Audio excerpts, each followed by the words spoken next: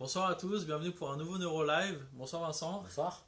Alors ce soir le NeuroLive c'est sur les TOC, donc le programme. Alors on va parler théorie, on va parler symptômes, pour voir du coup quels sont les symptômes classiques, hein, c'est bien ça, des TOC, les différences avec les autres troubles, et puis je crois que c'est tout.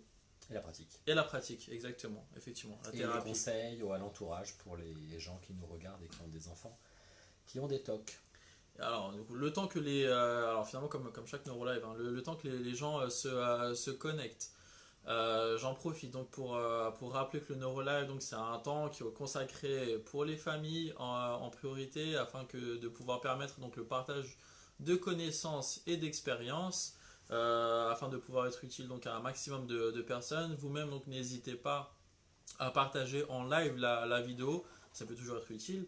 Sinon, si jamais donc c'est pas fait là en live, ce n'est pas grave, la vidéo elle sera postée donc sur le groupe NeuroLive et donc elle sera visible à tout temps. Et à ce moment-là, donc pareil, n'hésitez pas à partager la vidéo afin que donc les autres personnes puissent avoir accès à la vidéo. Et on a le chat avec nous, ouais, et encore peut-être que parce que la dernière fois, hein, pour ceux qui du coup maintenant j'ai envie de dire connaissent Vincent, Ah bah oui. c'est ton Le troisième, c'est ça, Ouais, NeuroLive? je crois, c'est Ouais, ça. ton troisième, et ce n'est toujours pas le dernier. Comme quoi, non. Jusqu'en 2045, on sera 2045, Vincent fera à vous fera les pourrir NeuroLive. sur Facebook. Non, merci à toi parce que c'est encore une fois, alors on le disait avant que la vidéo commence, mais c'est merci pour ta disponibilité et du coup c'est un réel plaisir de faire ces NeuroLive avec toi. Et du coup j'en ai totalement perdu. Non, c'est bon, je me On rappelle. parlait du chat. On parlait Les des chats. Alors, ça, hyper important. Je l'ai acheté à Japan Expo. Tu as le même. Combien? Je sais plus comment Les j'ai gens payé. demandent combien. Ça me donne juste envie de retourner à Japan Expo. Parce qu'ils sont hyper kawaii. Donc voilà. Les Vincent gens adore demandent les combien. chats. On veut des prix. On veut des Exactement. prix sur les C'est mags. le prix qui compte. Non, c'est par rapport aux commentaires, justement. Si vous avez des commentaires intéressants, ça peut être donc sur la psycho, mais également sur les chats, Sur les mugs. sur les mugs, n'hésitez pas donc à mettre des commentaires, à poser vos questions. Soit on prendra le temps donc, de répondre à ces questions en live, ou en tout cas donc on prendra le temps, une fois la vidéo postée, de répondre au mieux à vos questions. Si jamais on ne le fait pas, il y a aucun problème, n'hésitez pas en fait à nous solliciter de nouveau, et comme ça on prendra le temps donc de répondre à vos questions. La présentation elle est faite, je pense que les gens ils vont commencer à se connecter peut-être un tout petit peu plus tard. Il commence à refaire beau en tout cas sur Paris, donc les gens veulent sûrement profiter du beau temps. Et ouais, enfin beau temps même s'il a plu toute la journée, mais bon, c'est pareil. Et puis donc ils nous rejoindront petit à petit. C'est parti? Voilà. Allez, c'est parti. Allez, première question. Ah, directement, je pose la C'était question. quoi la Ouais. première question? Non, mais déjà, alors TOC, qu'est-ce que ça veut dire TOC? Alors les TOC, les troubles obsessionnels compulsifs, consistent en quoi? Il y a deux parties dans les troubles obsessionnels compulsifs. Il y a les obsessions, qui sont des pensées intrusives qui arrivent dans la tête et qui tournent, et qui n'ont pas envie de lâcher. Donc cette intrusion, elle est répétitive, on n'a pas envie de la voir, on adorerait qu'elle disparaisse. Et ça tourne comme une perceuse, comme une machine à laver. Ça, c'est le côté obsessionnel. Ça entraîne de l'angoisse, de la culpabilité, et le patient va en avoir tellement marre qu'il va se sentir obligé de faire quelque chose pour se calmer, qui est la compulsion, le rituel. C'est-à-dire le lavage de mains, la symétrie, la vérification, l'annulation de pensée, le remplacement de quelque chose par autre chose, jusqu'à ce que son cerveau lui dise « ok, ça me convient ». Donc soit jusqu'à ce que l'obsession disparaisse, soit jusqu'à ce que le geste soit fait comme on estime qu'il est, c'est-à-dire parfait, bien comme il faut, ou alors jusqu'à ce que l'anxiété et le doute, qui est le troisième problème, c'est le fonctionnement, la pathologie autour du doute, daignent disparaître. Donc en gros, en fait, TOC peut amener à d'autres problématiques type anxiété, dépression, angoisse. Est-ce que l'inverse est possible? Est-ce que anxiété, dépression et tout peuvent amener à des TOC? Tu peux avoir trois pathologies ensemble, tu peux avoir un cerveau qui provoque trois maladies, mais c'est pas parce que tu es déprimé que tu as des TOC. Non. Si dans une dépression subitement tu développes des TOC, il y a quand même un souci, c'est pas normal. Parce que les TOC c'est une pathologie chronique, tu es censé l'avoir tous les jours du 1er janvier jusqu'au 31 décembre. Par contre, si tu as des TOC uniquement quand tu es en dépression, là visiblement c'est un autre diagnostic. Après, ça s'observe chez certains patients bipolaires, quand ils descendent en dépression, ils vont développer subitement des TOC. Ça, ces TOC intermittents ou ces TOC comme ça qui arrivent, qui disparaissent, c'est généralement la signature d'un trouble bipolaire. Mais en tout cas, le TOC, les trois composantes principales, c'est l'obsession qui tourne en boucle, cette pensée intrusive, répétitive qu'on ne veut pas, qui tourne en boucle, le besoin de se calmer par des rituels, c'est-à-dire des gestes répétitifs, et le doute qui en fait sous-entend que tant qu'on n'a pas répété, on n'a pas la certitude absolue que c'est parfait. Tant qu'on n'a pas une réponse, on n'a pas la certitude que c'est ok. Donc il y a genre ce brouillard permanent qui fait que les gens n'arrivent jamais à savoir s'ils ont raison ou s'ils ont tort. Et ils refont, ils refont, ils refont. Après, ça peut être quoi? Ça peut être la saleté. J'ai touché la barre du métro, je vais attraper le sida, j'ai besoin de me laver les mains, je vais dans Internet, j'ai passé 4 heures à lire des pages dans Google, j'arrive toujours pas à me dire est-ce que oui ou non j'ai le sida ou pas. Ça peut être la vérification de la porte, puis sur des bons gros tocs, c'est 1h30 à 2 heures la vérification de la porte. Où tu retournes la clé, tu claques jusqu'à ce que ça fasse que les voisins sortent et ton cerveau n'arrive pas à enregistrer que la porte est bel et bien fermée. Ça peut être, j'ai des images où je me vois en train de tuer quelqu'un et mon cerveau me dit ah mais tu te rends compte, t'es psychopathe, t'es un meurtrier, est-ce que je suis un meurtrier? Je vais essayer d'imaginer et du coup j'ai peur de moi. Ça, c'est intéressant, Et ça. ça, toutes ces pensées intrusives sur des pensées tabous où on a peur d'être quelqu'un de violent et méchant, ça va entraîner des heures et des heures de tentatives de réassurance, de lecture dans internet, j'ai peur de balancer quelqu'un sous le métro donc je fais exprès de mettre les mains dans mes poches et je vais me retourner 40 fois de peur d'avoir poussé quelqu'un sous un camion. Et le doute, c'est ça qui est absolument terrible, Ouais. c'est que tant que tu t'es pas retourné 40 fois, ton cerveau ne dira désolé jusqu'à preuve du contraire, tu l'as peut-être fait. Donc le doute, c'est ça qui est très important parce qu'il n'y a aucune pathologie en psychiatrie où tu as ce symptôme-là. Le doute, c'est la signature du TOC. C'est comme ça qui est le plus important. En fait, au final, ça veut dire quoi? C'est-à-dire que donc, ça, c'est super intéressant. Donc, une pensée aussi, finalement, en fait, peut être un toc. C'est pas simplement le fait de faire un acte qui, du coup, peut être assimilé comme En étant fait, un toc. ce qui est un peu problématique quand je reçois les patients, c'est qu'à partir du moment où les gens ont des pensées, ils disent ah ça y est c'est TOC. Mais tu as aussi beaucoup de psychologues et de psychiatres qui disent ah il y a une pensée c'est TOC. Ben non. Une femme qui est boulimique ou qui fait justement une fixation sur son poids, elle rentre pour moi dans les troubles alimentaires. C'est pas parce qu'elle pense à son poids Ouais, qu'elle est c'est ça. obsédée. Quelqu'un, je sais pas, quelqu'un qui a des problèmes sexuels, c'est pas parce qu'il pense toute la journée au fait qu'il va être mauvais au lit qu'il est obsessionnel. À partir du moment où tu fais des gestes répétitifs, un geste répétitif comme se manger les ongles, c'est pas parce que ce geste est répétitif que derrière c'est un trouble, comme un TOC. Il faut vraiment qu'on ait l'obsession, le rituel et le doute. Et pour moi, la signature du TOC, c'est le phénomène de doute. De C'est doute. vraiment lui qui est important. Après, bien évidemment, tu as l'anxiété, il ne faut pas oublier. Mais on a un peu la dream team, obsession, rituel, doute, anxiété. Il y a des patients qui n'ont pas du tout de rituel. Ça, par exemple, les patients qui ruminent, qui toute la journée pensent, on va dire ah bah il n'a pas de lavage de main, il n'a pas de fermeture de porte, il a bel et bien un rituel. Rationaliser, ruminer toute la journée, décortiquer le truc, tant que j'ai pas ma réponse intellectuellement, j'arrive pas à lâcher l'affaire, c'est un rituel qu'on appelle de rumination ou de rationalisation. C'est donc un rituel, sauf qu'il est mental. Hmm. Donc si on reprend un peu, le gros classique c'est le lavage, peur des maladies, la saleté, c'est ce qu'on appelle le TOC de contamination avec lavage de main.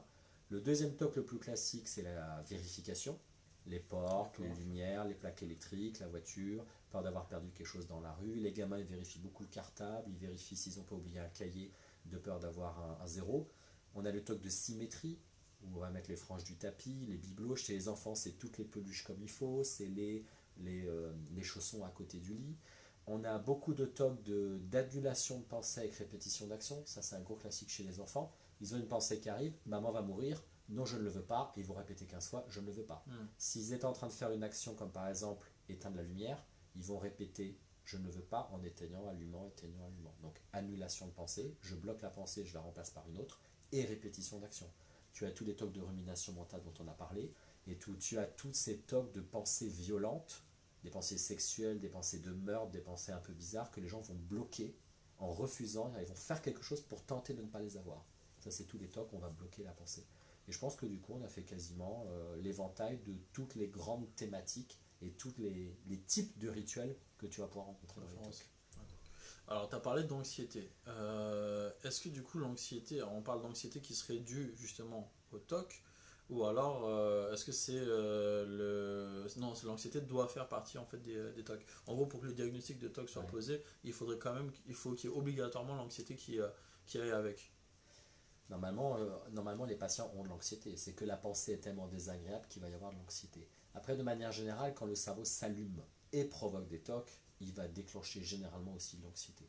Après, tu as des patients, tu sais, qui font des TOC extrêmement automatiques. C'est que la pensée arrive, ils n'ont même pas le temps de dire ouf, qu'ils sont déjà en train d'enclencher leur cycle de rituel. Alors justement, c'est ça. L'anxiété n'a pas le temps d'arriver. Mais Quand généralement, c'est comme la base. Donc en gros, en fait, quand le cerveau s'allume, c'est que lorsque la personne prend conscience qu'il y a quelque chose qui ne va pas. Quand le cerveau s'allume, alors en fait, c'est ça qui est intéressant dans les TOC, c'est que tu as des patients, ils disent, quand mon cerveau s'allume, j'ai une obsession. La porte est mal fermée.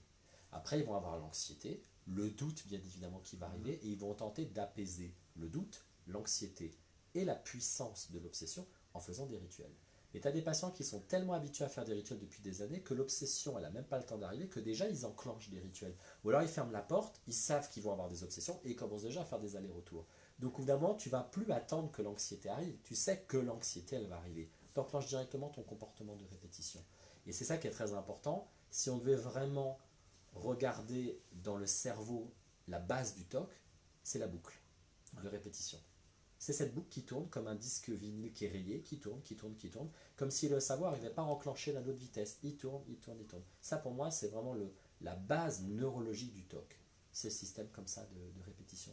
Quand tu regardes dans les très très vieux bouquins de psychiatrie d'il y a plus de 100 ans, on parlait de pathologie du doute. Donc il y avait des théoriciens, des psychiatres qui avaient décrété que le noyau dur du TOC, c'était le doute. C'est pas con. Il y a d'autres personnes, par exemple les Allemands, ils parlent de Zwangsstörung, c'est la pathologie de la contrainte. Et je trouve qu'ils ont raison, parce que le noyau dur du TOC, c'est que tu es poussé à faire quelque chose, et quoi que tu fasses, ton cerveau il s'enclenche, et tu es dans une contrainte, c'est-à-dire un système de boucle, de machine à laver, où tant que tu n'as pas fait ce que voulait le cerveau, il ne te lâche pas. Maintenant, tu as aussi de la contrainte dans la boulimie, tu as aussi de la contrainte dans autre chose. Mais c'est vraiment pour moi la signature du TOC, cette notion de boucle, de cycle qui s'enclenche et qui ne s'arrête plus.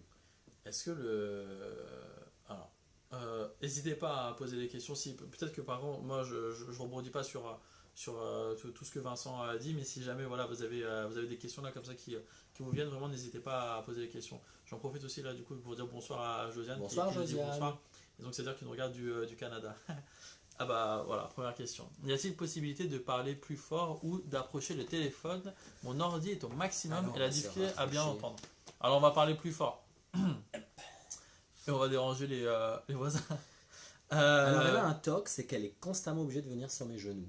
Est-ce que c'est un TOC, Gabriel Raffi? Bah justement, en fait c'était ça ma Question question. pertinente. C'est est-ce que finalement en fait en fonction de la personnalité de l'individu, on se on peut créer nos comment dire des tocs qui vont être comment dire, en fonction en fait de qui on est, on va aller vers ces tocs-là. Exemple, je sais pas moi, j'ai vu autour de moi qu'il y avait des personnes qui passaient beaucoup de temps en fait à nettoyer, à laver. Et bah du coup le toc que je vais déclencher en fait, ça va être le toc de vouloir vraiment absolument laver de peur de tomber Par malade. apprentissage, Oui. un enfant voit sa mère ou son père faire des vérifications, donc il fait des vérifications. C'est possible génétiquement. C'est-à-dire que les parents, ils ont des TOC, ils donnent génétiquement à leur enfant des TOC. Ça, c'est cool. Là, tu as refilé des chromosomes. Par contre, un enfant, il voit sa mère laver 4 heures par jour, il va très vite se dire, moi, j'ai pas envie de me prendre la tête pendant 4 heures. Donc, l'idée que par mimétisme, tu ferais un comportement TOC, alors que derrière, tu as une génétique qui n'est pas TOC, moi, j'y crois pas à un seul moment. D'accord. Parce que tu vas être dans le déplaisir. Et qui a envie aujourd'hui d'enclencher un comportement de déplaisir? Personne. Donc le TOC pour moi, il n'est pas culturel, il n'est pas familial, il n'est pas un mécanisme de mimétisme, il est fondamentalement le cerveau qui ne fonctionne pas et qui t'oblige à le faire. Et là on arrive finalement à l'hypothèse scientifique qui est là depuis maintenant plus de 20 ans, qui est que dans le cerveau il y a une zone qu'on appelle le préfrontal. Et cette zone du préfrontal, bah, à cause des neurotransmetteurs, c'est-à-dire des substances, tu sais, tout ce qui est sérotonine, dopamine, noradrénaline, bah, ce préfrontal, au bout d'un moment, il devient instable. Et quand il devient instable, il mouline, comme une machine à laver. Et on le voit sur les études en IRM, le préfrontal, il s'allume en jaune-rouge sur le préfrontal, sur le IRM. Ce qui montre bien qu'il est activé. Et il tourne comme une machine à laver. Et ce préfrontal, la seule façon pour lui de se vidanger, c'est de faire un défi domino sur d'autres zones du cerveau. Et il va y avoir une ribambelle comme ça, d'obsession, d'anxiété, de tout ce que tu veux, dans une tentative désespérée du cerveau de s'auto-épuiser. Et le rituel, pour moi, c'est une tentative d'auto-épuisement du cerveau. Donc je fais partie de ces gens qui pensent que le TOC, c'est un problème de sérotonine qui provoque que le préfrontal s'active et qu'il espère désespérément, c'est très beau ça, hein. C'est Presque poétique. du Lamartine. Et il essaye désespérément de s'auto-épuiser avec un comportement de rituel qui finalement est complètement arbitraire. Et les patients te le disent, je sais très bien que quand je me lave les mains, ça n'empêchera pas le sida. Je sais très bien que quand je vérifie 40 fois la porte, ça n'empêchera pas un cambrioleur de la casser avec un pied de biche. Donc si les patients savent que les obsessions n'ont pas de sens, pourquoi ils font des rituels? Parce que le rituel, pour moi, c'est la base de tout. Le cerveau s'allume, il a besoin de s'auto-épuiser, il fait des rituels. L'obsession, finalement, c'est très secondaire. Les gens qui font des tocs de symétrie toute la journée, ils te mettent les bibelots bien droits, c'est quoi leur scénario? Tu vas pas mourir parce que tu as un bibelot qui est pas droit. Il n'y a pas de scénario. Ils ne supportent pas que les bibelots soient pas droits. Donc le toc de symétrie, finalement, si tu regardes bien, il est 100% compulsif. Il n'y a quasiment pas le côté obsessionnel. Ils vont se rappeler que l'objet n'est pas droit, ça va leur trotter dans la tête qu'il n'est pas droit, mais il n'y a pas de scénario catastrophe. Ce qui nous fait dire, d'un point de vue purement neurologique, que le noyau dur du TOC, c'est un cerveau excité, actif, hyperactif, ça n'a aucun rapport avec le TDAH, un cerveau hyperactif qui a bu de la caféine, qui tourne, et qui fait du vélo toute la soirée pour tester de s'auto-épuiser.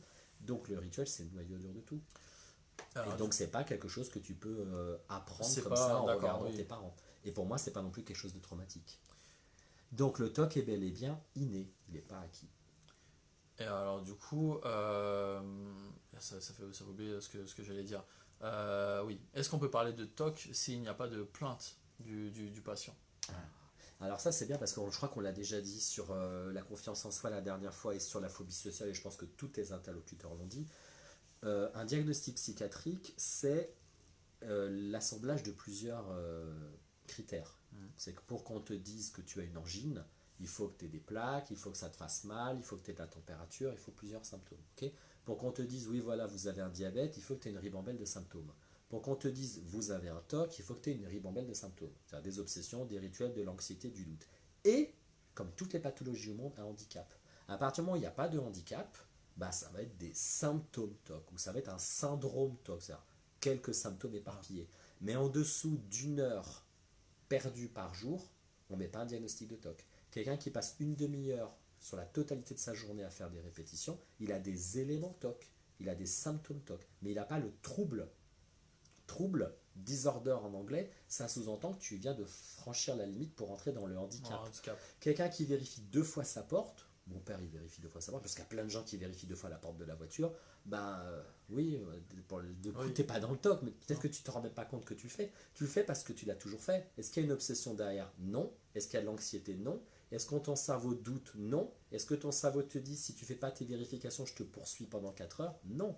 Donc il n'y a pas le côté où mon cerveau me pourchasse et me dit si tu fais pas ce que je te demande, je te lâche pas. Ça c'est la signature du TOC. Si tu n'as pas ce côté mon cerveau m'attaque, me persécute, on n'est pas dans le diagnostic de TOC. Donc il faut qu'il y ait ce côté handicap.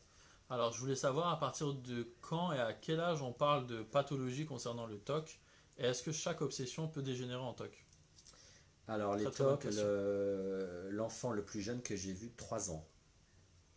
Des tocs de répétition super compliqués, des tocs d'essuyage du caca, mais pendant 1h30, 2 heures, avec l'impression d'être sali de l'intérieur par le caca. Je dois m'essuyer, faut que je demande à mes parents est-ce que je suis bien essuyé? 3 ans, hein, elle avait la gamine.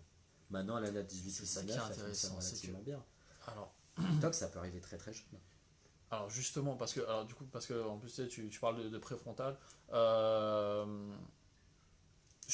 si on regarde par exemple sur internet, on va voir que les TOC, ça commence à apparaître, ça peut commencer à apparaître à partir de l'adolescence. Majoritairement. Statistiquement, ça apparaît, comme toutes les pathologies généralement, ça apparaît majoritairement à l'adolescence. Mais ça n'empêche pas que le cerveau peut commencer à... On peut quand même en fait de façon sûre, certaine, parler de TOC alors qu'il s'agit d'enfants. Ouais, parce que très honnêtement, je sais pas d'où ça vient cette idée qu'il n'y a pas de maladie avant tel âge. Ça, c'est le grand débat sur les troubles bipolaires. À 18 ans et un jour, boum, t'es bipolaire. À 17 ans et demi, t'es pas bipolaire. Enfin, c'est complètement con. Le cerveau est le même. Les Gilles de la Tourette ou les tics, tu peux être bourré de tics à l'âge de 6 ans. Après, c'est sûr que les enfants ont majoritairement des tics après 11-12 ans, mais tu as plein de gamins qui sont bourrés de tics à 6 ou 7 ans. Donc, l'âge en tant que tel, ça n'a aucun sens. Ça, c'est statistique. Mais les statistiques, c'est sur l'essentiel de la population qu'on va croiser en psychiatrie. On peut développer des TOC à 18-19 ans, même si c'est rare. On peut développer des TOC avant l'âge de 10 ans. C'est pas si rare que ça. Par contre, ce qui est intéressant, c'est que bien souvent, le gamin, il les cache. C'est que soit les parents ne s'en sont pas rendus compte parce que le gamin, il a des symptômes qui sont encore gérables, donc il arrive à les cacher, Ou alors simplement, son cerveau il est en train de se mettre lentement mais sûrement dans un fonctionnement TOC, et son cerveau n'est pas trop exigeant. C'est que pour l'instant, c'est 5 minutes sur les peluches. Et puis 3-4 ans après, c'est 15 minutes sur les peluches. Ouais. Puis 3-4 ans après, c'est 45 minutes sur les peluches. Donc quand on parle de l'apparition d'un TOC, on parle déjà de plus d'une heure par jour avec handicap. Et on ne fait pas 0 à 1 heure comme ça en 6 mois. Parfois, ça fait des années et des années que ça évolue évolutif. très lentement Oui. et qu'on s'en est strictement pas rendu compte. Est-ce que chaque obsession peut dégénérer en TOC? Alors, MDA Monde, je ne sais pas quel est ton prénom, euh, si on reste dans la définition de ce que c'est qu'une obsession, une obsession, c'est une pensée qui tourne en boucle. C'est une pensée sur laquelle tu n'as pas de contrôle. C'est pas, tiens, ça m'embête, je la chasse. C'est que la pensée ne veut pas être chassée, elle tourne en boucle. Et quoi que tu fasses, elle restera ici, là, à prendre et à monopoliser l'essentiel de ton cerveau. Donc, à partir du moment où ça tourne en boucle et ça s'impose à toi, nous sommes dans une pathologie de type obsessionnel. Après, quelqu'un qui est boulimique, qui est obsédé par la nourriture, il y a ce côté obsessionnel. C'est pas un TOC pour autant. Quelqu'un qui est dépressif, qui tourne en boucle un échec, c'est obsessionnel, mais c'est pas pour autant un TOC. Donc la notion de pensée qui tourne en boucle, tu l'as dans un paquet de maladies. L'obsession, c'est pas la signature du L'obsession, c'est TOC. pas le TOC. La signature du TOC, c'est obsession plus rituel. Pour moi, c'est ça qui fait le diagnostic. Plus doute, ça n'est pas fait correctement. Plus anxiété. Il faut quand même plusieurs critères. Et il y a quelqu'un qui me demandait juste au-dessus, est-ce qu'on peut le surmonter tout seul? Bah ça, on va peut-être la garder sous le coude pour Ouais. la pratique. Justement, effectivement. Ok. Les différences. Alors, souvent, il y a cette question. On fait quoi? On commence par les différences entre Ouais. TOC et puis les différents troubles. Alors, il y a eu pendant très longtemps, et ça subsiste encore, l'amalgame entre TOC et tic.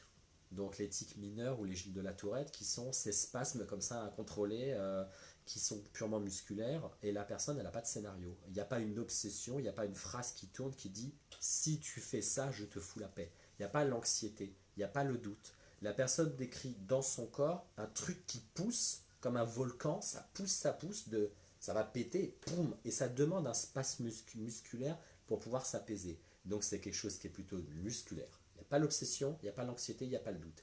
Et c'est pas un geste que je fais parce que derrière j'ai un scénario que je vais mourir, que je dois me laver les mains, que la porte est mal fermée. C'est purement musculaire. Ce que la personne veut, c'est un soulagement d'une tension musculaire. On n'est pas dans l'anxiété. Donc ça, c'est le tic. Gilles de la Tourette, c'est la version explosive où il y a 250 symptômes, il y a les petits cris et compagnie. Donc ça, c'est la très grosse différence entre tic et TOC.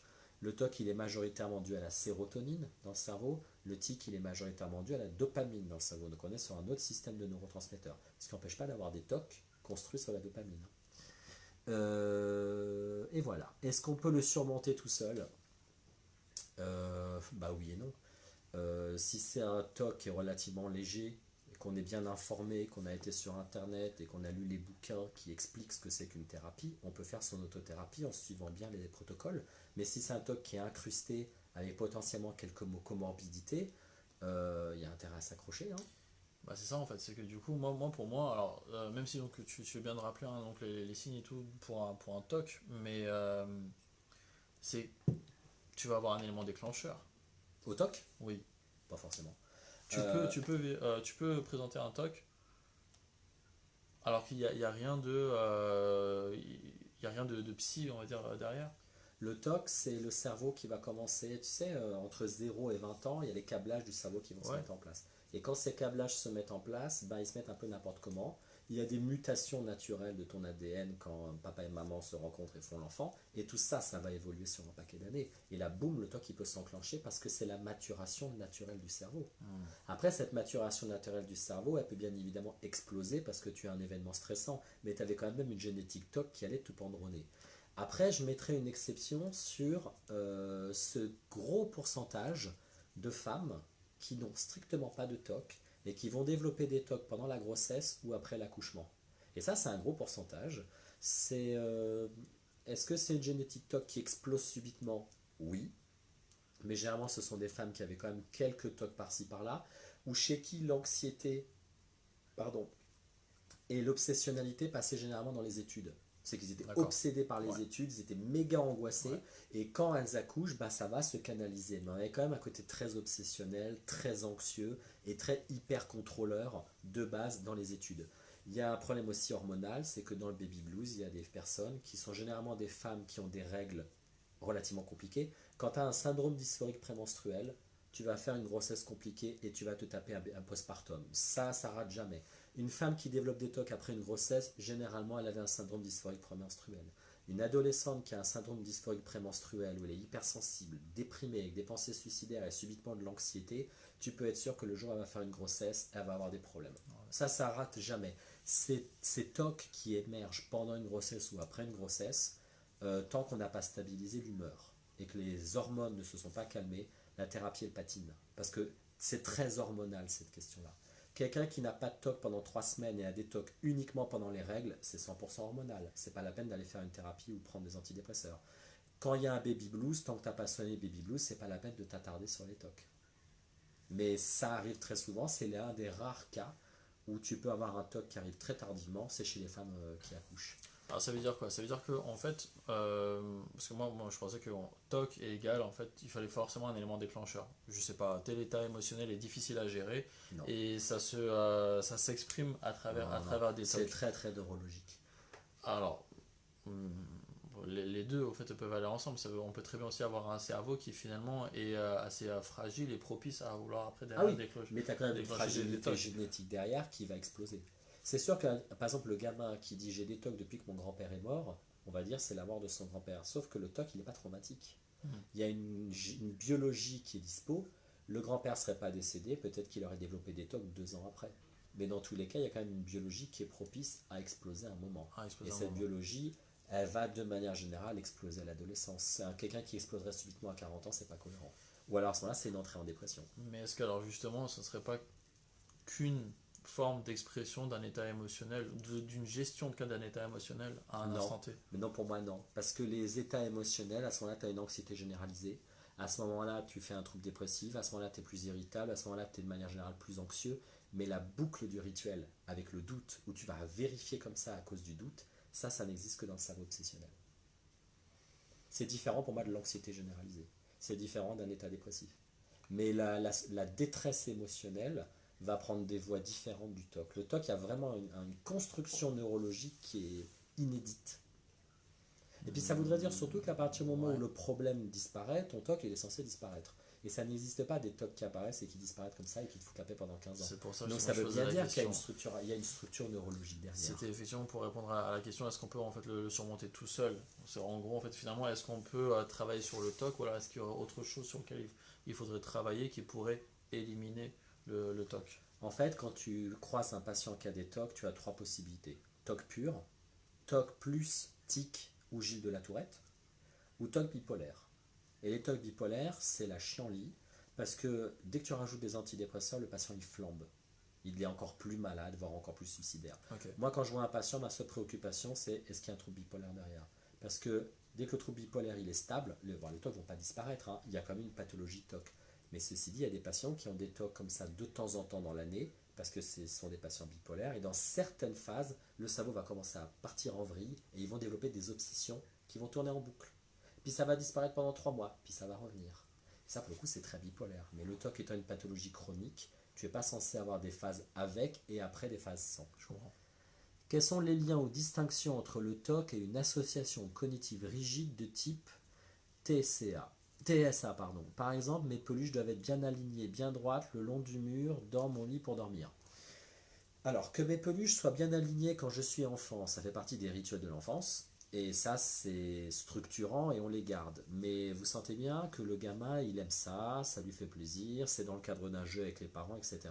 Quand ça commence à devenir super rigide et qu'il y a des crises d'angoisse et ça commence à s'étaler dans les années, bah, les rituels de la petite enfance qui sont censés disparaître, là, ils disparaissent pas. Ils s'aggravent, ils deviennent de plus en plus rigides. Ça, c'est typiquement TOC. Après, de l'autre côté, les TOC qui seraient en rapport avec un TSA, j'en ai vu quelques-uns, il y a quand même un TSA à côté.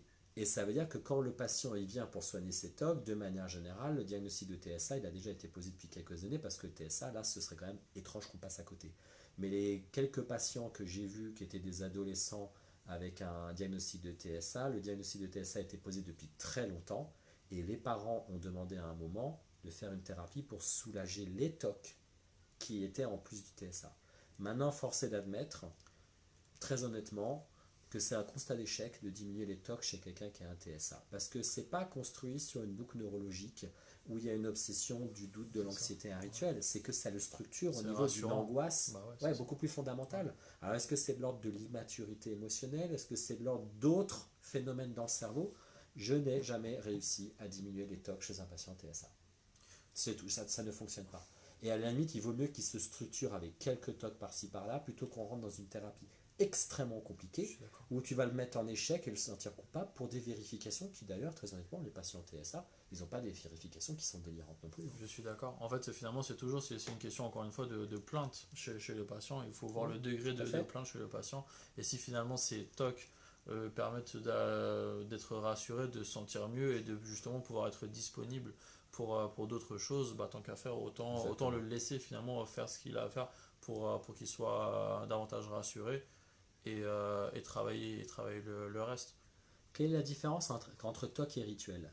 Alors, les rituels, ils font partie du diagnostic de TOC. Le rituel, c'est ce qu'on fait pour calmer l'anxiété, calmer le doute et faire disparaître l'obsession.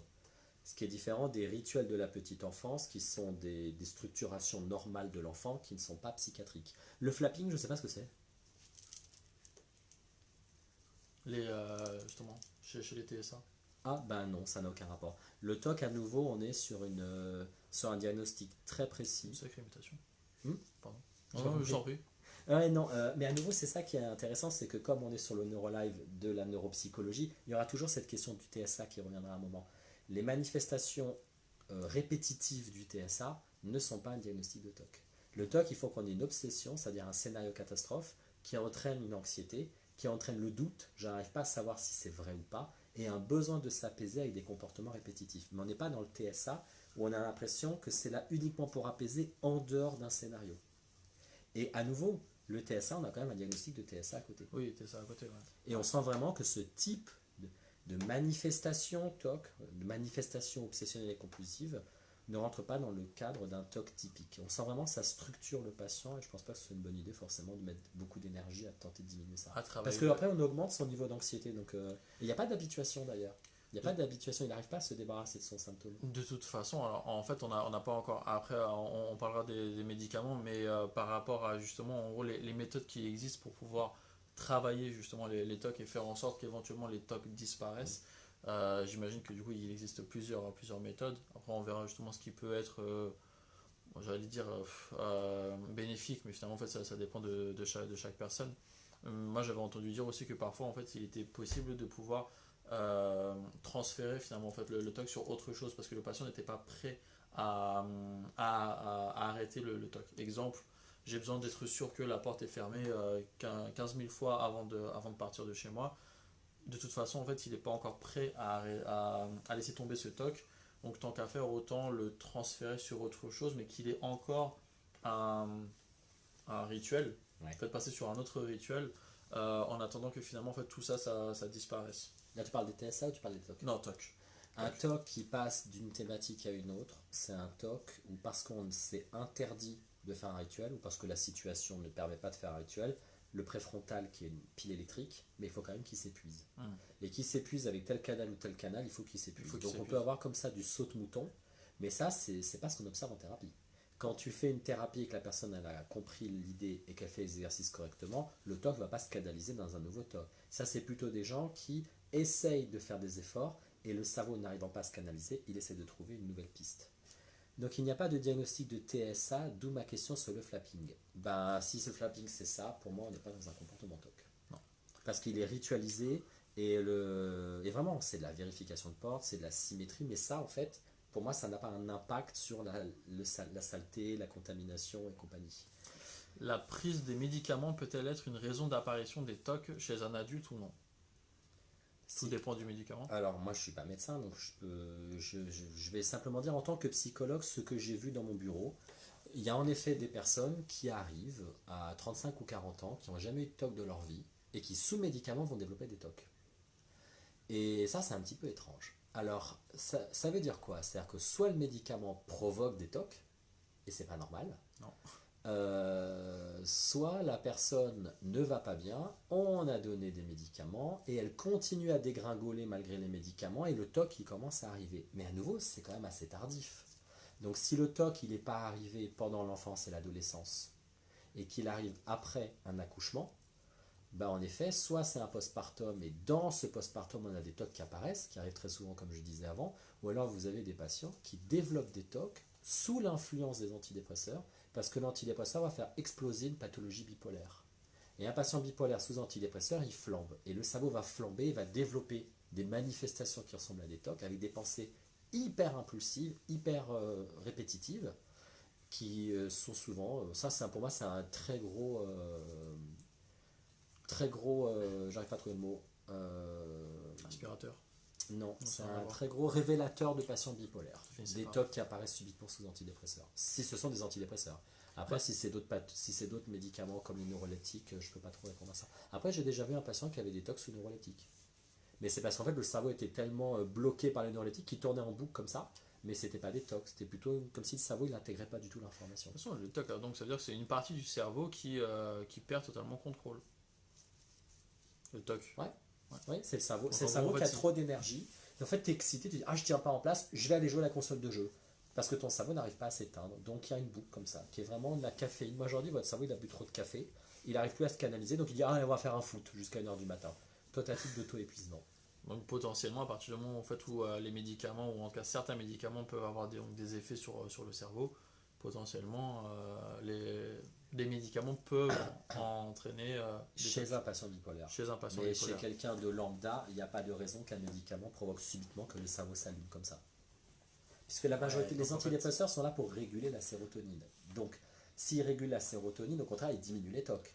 Mais quelqu'un qui, sous régulation, subitement a une augmentation de TOC, ou qu'il n'en avait pas, c'est que le cerveau ne supporte pas les on antidépresseurs. revient donc encore sur cette notion de fragilité du cerveau Ouais, qui, chez certains patients, en fait, le terrain va être ouais, propice à tout à fait. déclencher des Tout à fait. TOC. Je précise bien des médicaments qui agissent sur le, cerveau, sur le système nerveux central. Oui, ouais, donc les psychotropes. Oui, ouais, on est bien d'accord. C'est bien, Après, ceci on a plein de dit, questions. on rentre dans les arcanes. J'ai déjà vu des personnes développer des trucs qui ressemblaient à des TOC, c'était pas des TOC complètement structurés, mais qui ont développé des attaques de panique, des pensées persistantes et Mm. des rituels qui ressemblaient à des TOC sous cortisone. Et ça aussi, c'est un très bon indicateur de patients qui ont un trouble bipolaire ou une génétique bipolaire qui n'a jamais été déclarée et qui vont flamber sous cortisone. Toi, tu prends la cortisone, il ne se passera rien. Mais il y a des personnes sous cortisone, ils ont subitement des troubles anxieux qui vont apparaître du jour au lendemain. C'est un très bon indicateur aussi qu'il y a des éléments bipolaires Bipolaire à chez. investiguer derrière. Chez des patients qui parfois n'ont jamais eu de trouble bipolaire. Mais une génétique, elle peut très bien être tranquille pendant des années et puis exploser subitement. Hein. Alors du coup, avec tout ça, quelles seraient les solutions qu'on aurait? Alors, les solutions. Alors, bah, il y a la thérapie. La thérapie, c'est bien. La thérapie comportementale et cognitive qui, maintenant, depuis quelques décennies, a montré son utilité. Qu'est-ce qu'on fait en thérapie comportementale et cognitive? Bah, déjà, on explique au patient qu'il a un TOC. Parce que c'est quand même vachement bien qu'il sache qu'il a un Ouais. TOC. On lui explique la tuyauterie dans le cerveau, le préfrontal, la sérotonine.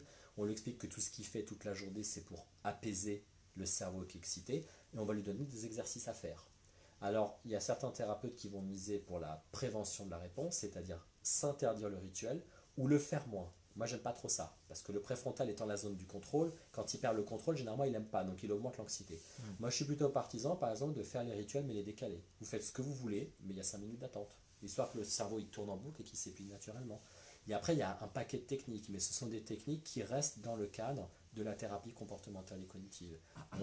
Les thérapeutes qui font de la restructuration cognitive, ils vont discuter avec leurs patients. Alors vous avez peur du sida, mais est-ce que vous pensez réellement qu'on peut attraper le sida comme ça? Et si on a attrapé le sida comme ça, blablabla. Moi j'aime pas trop ce genre de truc. Moi je préfère leur dire, jusqu'à preuve du contraire, vous avez un TOC. Rappelez-vous que le TOC est une pathologie de la sérotonine dans le préfrontal. Moi je reviens systématiquement de la biologie. Parce qu'un patient qui répond à son Oui. cerveau, qui n'est pas dupe que c'est un TOC, bah, il n'a pas besoin de rentrer dans ces histoires de probabilité, c'est vrai, c'est pas vrai. Parce que quand tu rentres dans les probabilités, ton cerveau te couillonnera à un moment en te disant bah non, désolé. Donc, on reste vraiment sur l'approche biologique, c'est un diagnostic. Tout ce qui m'arrive est complètement cohérent avec mon diagnostic. Donc du coup, on va essayer de retarder le lavage de main, on va essayer de faire exprès de toucher les choses pour augmenter la contamination, pour bien montrer au cerveau qu'on sait que c'est faux. Mais c'est le reste de la thérapie comportementale et cognitive. On est d'accord que ce n'est pas grave si ça ne marche pas tout de suite. Si on n'arrive pas à des résultats tout de suite, est-ce que c'est vraiment inquiétant? Non, c'est pas inquiétant parce que ça a tellement été répété que c'est comme si demain on essaie de désapprendre le français. Ouais. On est vraiment dans des zones du cerveau qui sont des zones qui ont automatisé.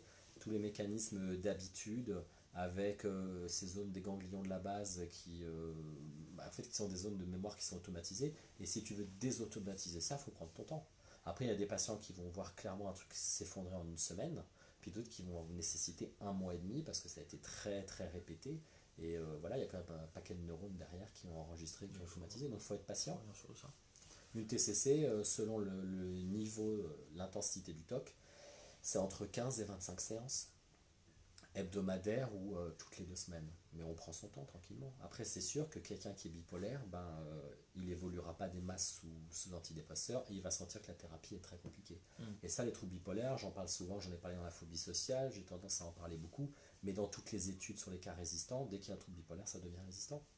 Et sur les études qui ont été menées avec l'AFTOC, l'Association française des personnes souffrant de troubles obsessionnels compulsifs, quand tu commences à avoir quelqu'un qui résiste aux médicaments et qui résiste à la thérapie, dans la quasi-totalité des cas, c'est un trouble bipolaire qui a été mal diagnostiqué. Donc il y a quand même suffisamment d'études maintenant qui sont disponibles pour savoir que quand ça ne marche pas, il faut l'investiguer un trouble bipolaire. Alors qu'est-ce qu'il existe en dehors de la TCC? Rien, point de salut en dehors de la TCC.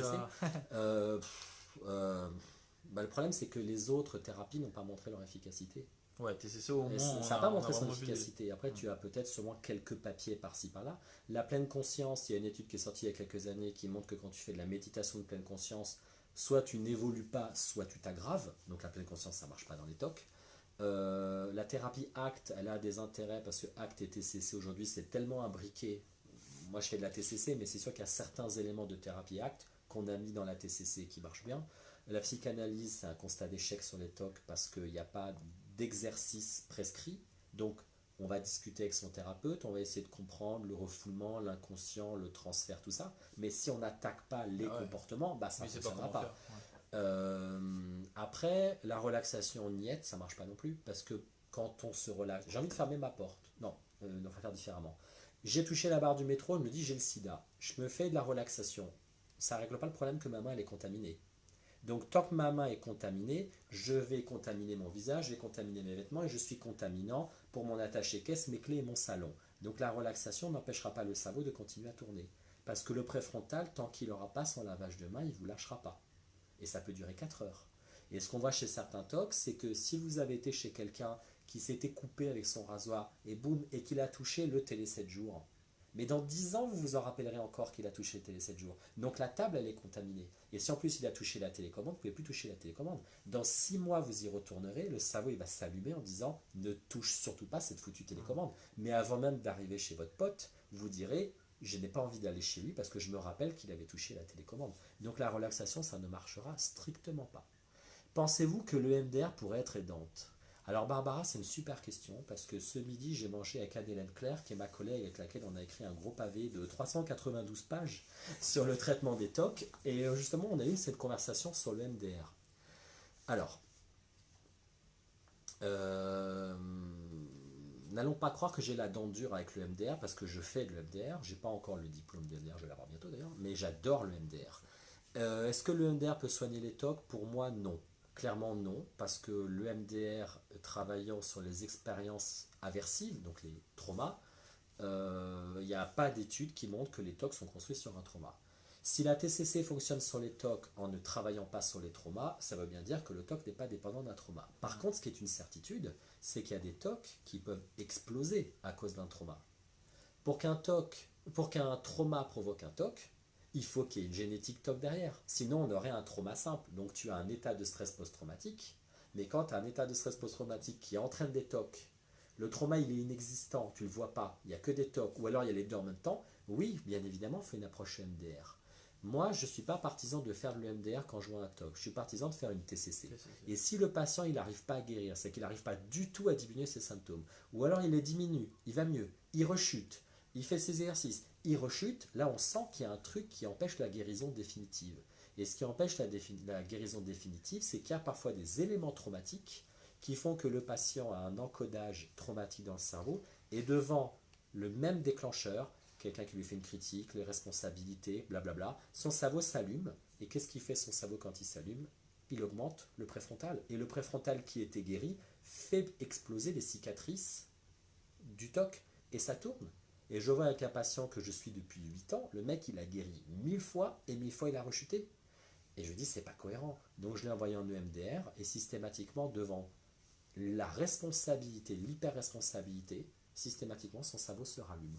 Donc pour moi, et c'est un enfant d'alcoolique, je pense qu'il a dû assister à des crises d'impulsivité de la part de son père à la maison. Il a appris à raser les murs. Son cerveau est vraiment traumatisé, comme très souvent les enfants d'alcooliques. Et il a des TOC à côté. Il aurait fait le MDR, ça aurait calmé le côté trauma, ça n'aurait pas empêché qu'il aurait eu de toute façon des TOC. Donc est-ce qu'un trauma peut provoquer des TOC? Oui, s'il y a une génétique TOC. À ne pas confondre avec les lavages de mains et les lavages du corps qu'on observe après une agression sexuelle, où il y a vraiment là pour le coup 100% une origine traumatique. Mais quelqu'un qui dit qu'il y a une femme qu'elle se lave le corps parce qu'elle a des intrusions d'agression sexuelle, on n'est pas du tout dans un diagnostic de TOC, c'est un pur diagnostic de trauma. Et là on va faire une thérapie du trauma, on ne fera pas une thérapie du TOC. Donc j'espère que j'ai bien répondu, mais à nouveau si on va un peu chercher la littérature EMDR et TOC, il n'y a pas des masses d'articles. Et pour moi, à nouveau, il ne faut pas confondre des manifestations TOC combinées à un trauma et un TOC qui serait dû à 100% à un trauma. De toute façon, on le voit, j'ai plein de patients qui viennent, ils ont fait le MDR et ça marche. Peanuts, ça ne marche pas. Ça n'a pas diminué le TOC. Ça a sûrement diminué des facteurs de maintien ou de résistance à la TCC. Mais ça ne peut pas remplacer une TCC. Si j'ai bien compris, le TOC est l'un des signes révélateurs d'une bipolarité. Vivement qu'on la fasse cette vidéo sur le trouble bipolaire. Ouais. Alors oui et non. Quelqu'un qui développe des TOC subitement sous antidépresseurs, c'est un très bon indicateur de trouble bipolaire. Mais il n'y aura pas que des TOC. Il deviendra plus irritable, le cerveau va commencer à mouliner, va devenir plus impulsif, ou avoir une augmentation des troubles dépressifs. Mais un trouble bipolaire, c'est quand même de base une instabilité de l'humeur. Il y a des jours avec, il y a des jours sans. Après, c'est vrai qu'il y a certains patients qui sont dans une forme de trouble bipolaire qu'on appelle l'état mixte. Au lieu d'avoir je fais à l'envers. Au lieu d'avoir, pardon, pousse-toi. Au lieu d'avoir la dépression puis la phase d'excitation, ils ont un état permanent de dépression et d'agitation. Donc ils n'ont pas deux courbes distinctes, ils ont les deux courbes qui se fusionnent. Ils sont déprimés et agités en même temps. Et ça, qu'on appelle l'état mixte, ça fait partie des troubles bipolaires et ça explose sous antidépresseurs. Et souvent, ça vient alimenter un TOC.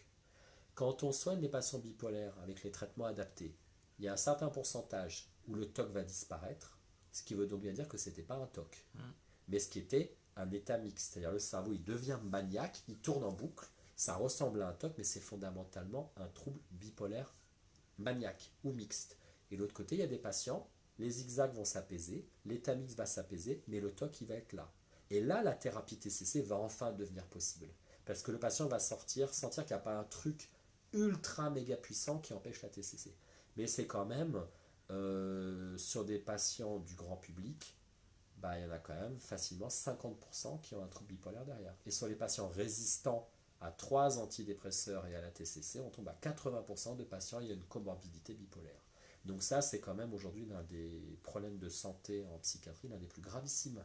Le sous-diagnostic des troubles bipolaires. Et on a beau dire que c'est une pathologie à la mode, blabla, happiness thérapie, non, les troubles bipolaires continuent à être super mal diagnostiqués. Est-ce qu'on peut rappeler les 4 signes du TOC? Ouais, du TOC. Obsession, c'est-à-dire la pensée intrusive, répétitive et non désirée, qui tourne en boucle malgré tous les efforts pour s'en débarrasser. Petit 2, le rituel, cette obligation de faire quelque chose pour calmer à tout prix la pensée qui est comme une perceuse, comme une machine à laver. L'anxiété et le doute, cette incapacité à savoir si c'est fait correctement, si c'est vrai, si c'est du lard ou du cochon. Ce sont les 4 symptômes du TOC. Parfois, l'anxiété est remplacée par la culpabilité, quand c'est peur d'être pédophile, peur d'avoir tué quelqu'un en voiture et compagnie. Mais vraiment, le noyau dur pour moi, c'est la notion de boucle qui tourne, qui tourne, qui tourne. Parfait. Oui, je veux bien un live sur la bipolarité. bipolarité. Mais on va le faire parce que c'est super important. C'est quand même. Puis on en a tellement parlé, je pense que c'est intéressant. Ce qui est très intéressant dans la bipolarité, c'est que vous puissiez comprendre qu'il n'y a pas la forme unique qu'on voit à la télé où on fait des dépressions gravissimes pendant 6 mois et après on est délirant, on parle avec Dieu les extraterrestres. Ça fait partie des troubles bipolaires, mais c'est sûrement la statistique la plus faible des troubles bipolaires. Il y a toutes les autres formes des troubles bipolaires qui sont validées scientifiquement, qui sont reconnues par l'Organisation mondiale de la santé, mais qui sont peu enseignées en fac de médecine, et encore plus mal enseignées en fac de psychologie, ce qui fait que du coup, d'après certaines études, un patient bipolaire a 70% de chances de ne pas être diagnostiqué bipolaire. Ça veut dire potentiellement 10 à 15 ans d'errance diagnostique, avec hospitalisation et tentative de suicide. C'est quand même cher payé pour un diagnostic qui est quand même censé être connu de notre profession. Hein. C'est pas que c'est très peu connu, c'est très connu, trouble bipolaire, mais pas toutes les formes. Tout le monde sait ce que c'est que bipolaire. C'est même rentré dans le langage, ouais, t'es bipolaire. C'est rentré dans le langage courant, mais les formes sont tellement différentes que tant que les gens sont pas au courant que ça peut exister sous un autre visage, On ne connaît pas que ça c'est marche la pas. bipolarité. Puis souvent il y a un problème aussi, je suis pas médecin, mais il y a des patients, ils ont un vrai trouble bipolaire et les médicaments qu'on leur a donnés, soit sont pas assez dosés, soit ils sont trop dosés. Donc on va dire, du coup on s'est trompé, on part sur un autre diagnostic. Du coup, si ça te va, Vincent, on finit. On n'a pas finit parlé là-dessus. de l'enfant avec les parents en 2 minutes. Allez. Ça te branche ça. Quand un enfant ou un adolescent a des TOC, alors les parents ont tendance à l'empêcher de faire des rituels. Mauvaise idée. Parce que l'empêcher, ça n'empêche pas que le cerveau il mouline derrière. Donc le gamin il va exploser en crise d'irritabilité, ou alors il va y avoir un phénomène où il va compresser son symptôme, il ne pourra pas le faire, puis 2 heures après il va le faire, mais il va y avoir un effet rebond. Donc petit 1, ça ne marche pas sur le cerveau. Petit 2, ça ne le guérit pas. Petit 3, ça fout la merde dans la famille parce que les parents prennent le gamin en grippe et le gamin prend ses parents en grippe et ça éclate le rapport de confiance. Donc ce qu'il faut faire, déjà de base, c'est lui proposer de consulter. Après, c'est sûr que quand il monopolise la salle de bain pendant 2h30, c'est compliqué, mais lui couper l'eau chaude, lui retirer le savon et compagnie, ça ne marchera pas du tout. Il faut clairement réfléchir à une prise en charge. Après, il y a des enfants qui ne veulent strictement pas être pris en charge. Ils n'ont pas envie, parce qu'ils ont peur qu'on leur interdise, parce qu'ils se sentent pas malades et compagnie. Et là, en effet, il faut mettre en place les contrats thérapeutiques, où l'enfant ou l'adolescent, il fait ce qu'il veut avec sa maladie, mais il n'est pas censé empêcher les autres de vivre. C'est-à-dire que la salle de bain, c'est de telle heure à telle heure, avant, après, c'est plus là. Il a des tocs de contamination, il ne veut pas qu'on invite des gens. Il fait ce qu'il veut, il se lave les mains aussi longtemps qu'il veut, mais la famille a le droit de vivre.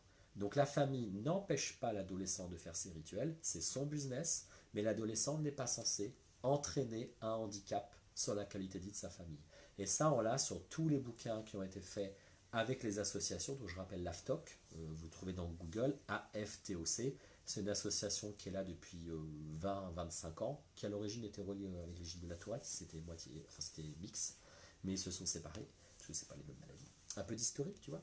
Et c'est une association qui est implantée dans les régions et compagnie, qui fait un boulot énormissime depuis 25 ans sur la médiatisation du trouble, sur la CMU, sur le tiers-temps, sur l'information à l'éducation nationale et compagnie, et qui ont un site internet qui est super bien foutu.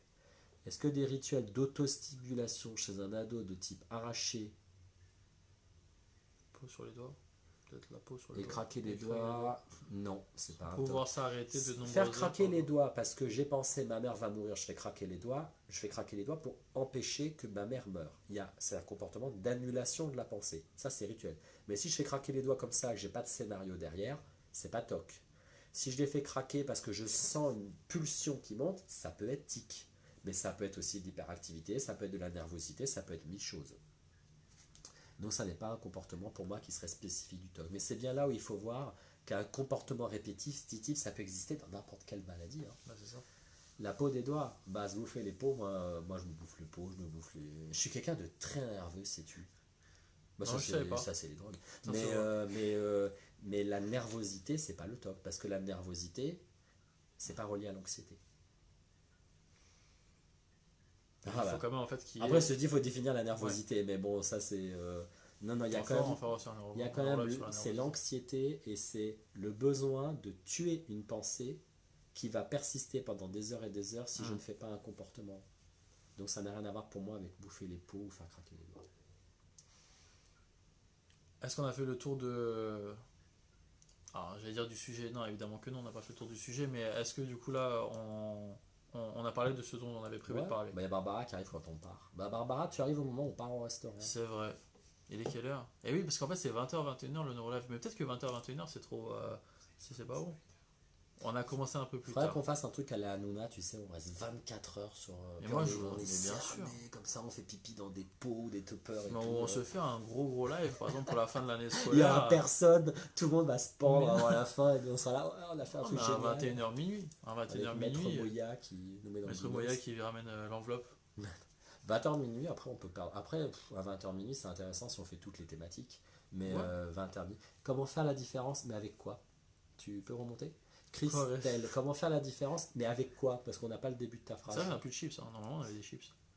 Ah, mais on a des pips. Tiens, prends un pips. On avait des pims. Alors, nous attendons la réponse de Christelle. C'est Ça vachement fera la bon une différence, pims hein. fraise. Hein. C'est super C'est bon. meilleur que les oranges. Pourtant, ouais, on fait pas la pub de Pims, mais bon.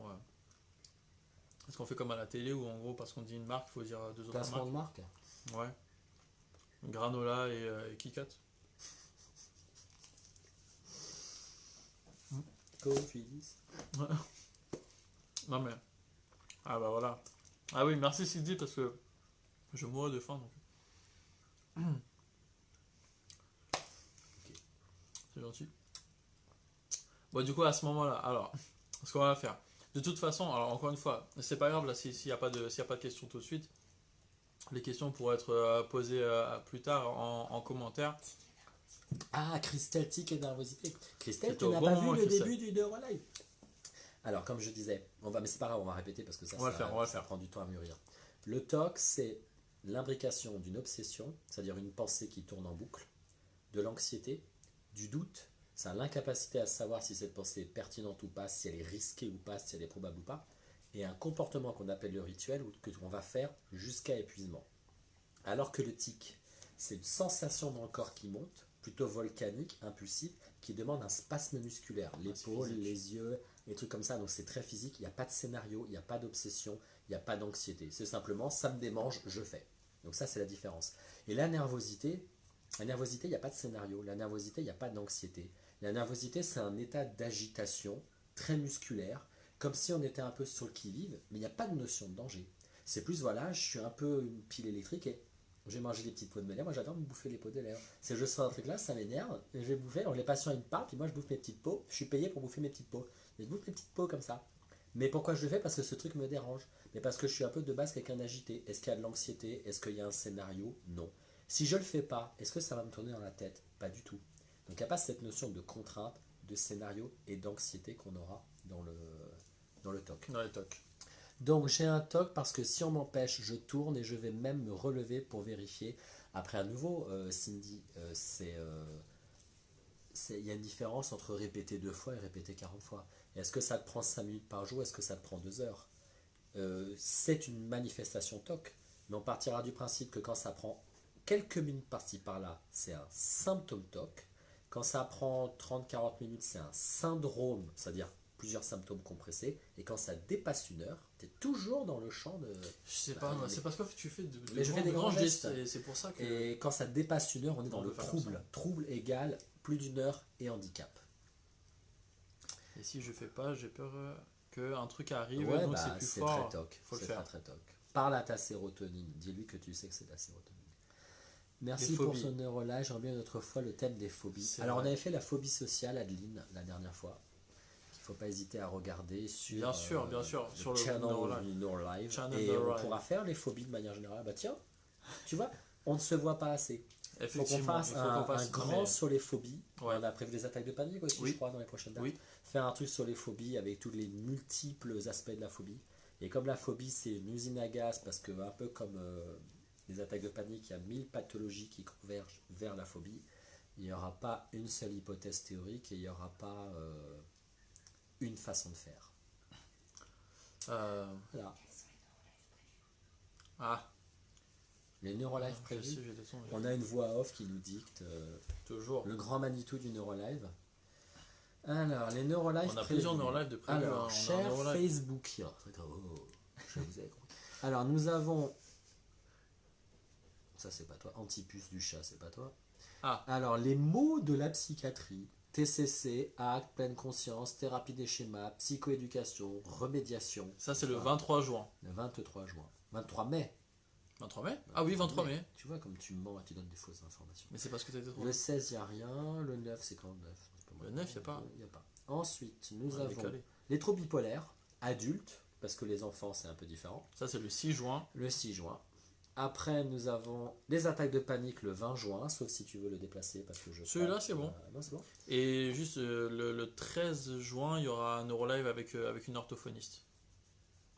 Camille, orthophoniste. Sur le bégaiement et tout. On n'a pas encore prévu le programme. Bégaiement, c'est intéressant.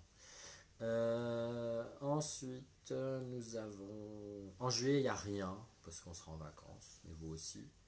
Et Antipus. Eh ben non, ben il nous manque les phobies. Il faut faire les phobies. Et puis moi, il y en a qui m'appelaient bien sur le perfectionnisme. Il faudra que tu regardes ça. Oui, intéressant, c'est vrai, quoi. c'est vrai. Perfectionnisme, c'est bien. Ouais. Ouais, plein de beaux programmes. Mais il faudrait qu'on on va le mettre en commentaire, ou bref, on va le publier pour que Sur au ce moins qui est vous prévu, ayez sur ce qui intéresse les gens. Carrément, carrément. Bon, bah du Après, il y a d'autres thérapeutes qui font très très bien les neurolabs, mais bon, Vincent n'a pas vraiment faim. si, j'ai faim, mais en fait, j'ai C'est bouffé vrai. la pime. Ah ouais. Merci pour toutes ces explications. On verra sur les phobies. Voilà. Merci à vous, parce que du coup on a eu plein de questions. Et c'était du coup merci à vous parce que vous avez posé d'excellentes questions. De toute façon, toutes les questions sont excellentes. Mais du coup, donc c'est très bien parce que ça nous a permis aussi de pouvoir interagir avec vous. N'hésitez pas à partager. Donc là, la vidéo elle est postée sur le groupe Neurolive. Partagez un maximum, partagez sur des groupes directement. Comme ça permet aussi de pouvoir toucher donc les publics directement concernés. Et j'espère donc que ça va pouvoir répondre donc à leur interrogation. En tout cas, ça va pouvoir les mener vers les professionnels concernés. Et de toute façon, donc on se revoit bientôt pour un nouveau Neurolive. Encore une fois, merci. Bah, merci à toi. Encore merci. Bah, remercie à toi. Encore merci. Merci. Est-ce que ça Alors, part en touch ça dépend. Est-ce c'est que un tu es anxieux ou est-ce que. Tu vois, voilà, hop, cas clinique directement. Bam, direct. Allez hop. Ouverture du crâne. Ouais. Électrode. Qu'est-ce qui se passe dans le préfrontal? Passez une excellente soirée et du coup donc on se voit bientôt. Ciao. Bonne soirée.